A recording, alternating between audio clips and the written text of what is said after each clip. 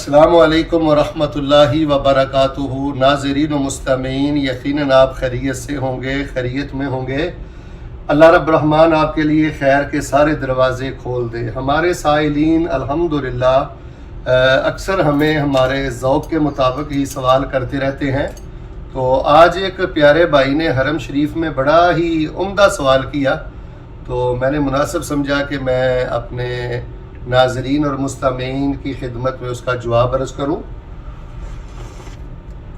سوال انہوں نے یہ کیا ہے کہ یہ بتایا جائے کہ کیا کوئی وظیفہ پڑھنے کے لیے اجازت لینا ضروری ہوتی ہے؟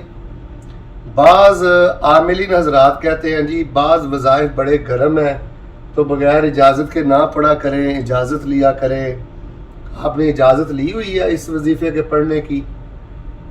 تو اس سلسلے میں ہم یہ سمجھتے ہیں کہ ایسی باتیں نہیں کرنی چاہیے۔ یہ جو رسمی یا کہہ لیں کہ پیسے روپے بٹورنے کے لیے جو ایک عجیب و غریب صورتحال بعض عاملین حضرات نے بنا رکھی ہے، ایسی بات نہیں ہے۔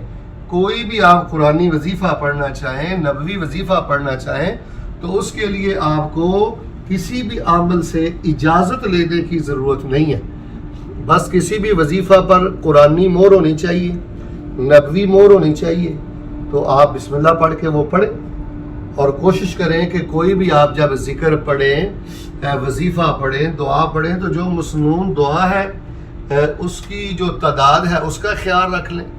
مثال کے طور پر جو وظائف رسول پاک علیہ الصلوۃ والسلام نے 100 دفعہ پڑھنے کا کہا ہے، یا 10 دفعہ پڑھنے کا کہا ہے، یا 3 دفعہ پڑھنے کا کہا ہے، ایک دفعہ تو آپ اس عدد کو پورا کر لیں۔ تو ہم نے بیسیکل اجازت لینی ہے اللہ تعالیٰ کے پاک پیغمبر علیہ الصلوۃ والسلام سے۔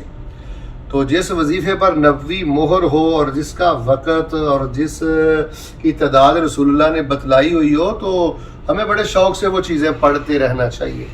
تو باقی بعض کہتے ہیں لا الہ الا انت سبحانک انی کنت من الظالمین، یہ نہیں پڑھنا چاہیے، اجازت لینی چاہیے، یہ بڑا گرم ہوتا ہے۔ ایسی کوئی بات نہیں ہے۔ اگر آپ کسی تکلیف میں ہیں، مشکل میں ہیں، تو گنگناتے رہیں لا الہ الا انت سبحانک انی کنت من الظالمین۔ اللہ تو پاک ہے، میں خطا کار ہوں، تیرے سوا میرا کوئی نہیں ہے۔ تو یہ 1.25 لاکھ کی تعداد پوری کرنا بھی کوئی ضروری نہیں ہے۔ تو بنیادی طور پر اس سوال کے جواب میں بتلانا یہ چاہتا ہوں کہ یہ بعض عاملین کا، اور اگر آپ مائنڈ نہ کریں تو بدعتی یا بدعی عاملین جو ہیں، یہ ان کا ایک بنایا ہوا ہوا ہے کہ ہم نے فلاں سے اجازت لی ہے، فلاں سے اجازت نہیں ہے۔ ہر وہ وظیفہ اور ذکر آپ کر سکتے ہیں کہ جس میں شرک نہ ہو، یا اس کا کوئی طور طریقہ بدعی نہ ہو، قرآن کے قریب ہو، سنت کے قریب ہو، قرآن میں موجود ہو، سنت میں موجود ہو، تو آپ چلتے پھرتے بیٹھتے اڑتے کہیں سے کوئی ذکر بھی پڑھ سکتے ہیں۔ اس کے لیے موجودہ دور میں کسی مفتی سے یا عامل سے اجازت لینے کی ضرورت نہیں ہے۔ ہاں البتہ یہ ہے کہ اگر آپ کسی خاص تکلیف میں ہیں تو کسی باعمل عالم دین سے آپ مشورہ کر سکتے ہیں، مشورہ کر سکتے ہیں کہ میری یہ کنڈیشن ہے، تو اس کنڈیشن میں مجھے بتائیں میں کیا پڑھوں۔ مثال کے طور پہ مالی طور پہ پرابلم ہے، تو یہ تو ہو سکتا ہے کہ کوئی عالم آپ کو بتا دے کہ رزق کی وسعت کے لیے آپ یہ وظیفہ پڑھیں۔ بیماری کی حالت میں ہے، آپ کسی عالم سے مشورہ کر لیں، وہ آپ کو بتا دے کہ بیماری سے نجات پانے کے لیے آپ یہ وظیفہ پڑھیں، یہ تو درست ہے۔ مشاورت ہو سکتی ہے اپنی کیفیت میں کسی وظیفے کو انتخاب کرنے کے معاملے میں۔ باقی آپ انشاءاللہ قرآنی وظائف پڑھیں، نبوی وظائف پڑھیں، ذکر سے جڑ جائیں، ذکر ہی زندگی ہے، اور ذاکرین ہی کل قیامت والے دن بلند درجات پر فائز ہوں گے۔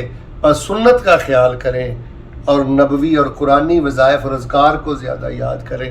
جو الفاظ اور جو حروف نبی پاک علیہ الصلوۃ والسلام کے پاک لبوں کو چھو کر آئے ہیں، ان کی برکت کو کوئی وظیفہ نہیں پہنچ سکتا۔ صبح کے اذکار پڑھیں، شام کے پڑھیں، رات کے پڑھیں، اور یہ جو بعض عاملین نے ڈرایا ہوا ہے، ہوا دیا ہوا ہے، اس سے آپ کو بلیک میل ہونے کی ضرورت نہیں ہے، پریشان ہونے کی ضرورت نہیں ہے، کہیں سے کوئی اجازت لینے کی ضرورت نہیں ہے۔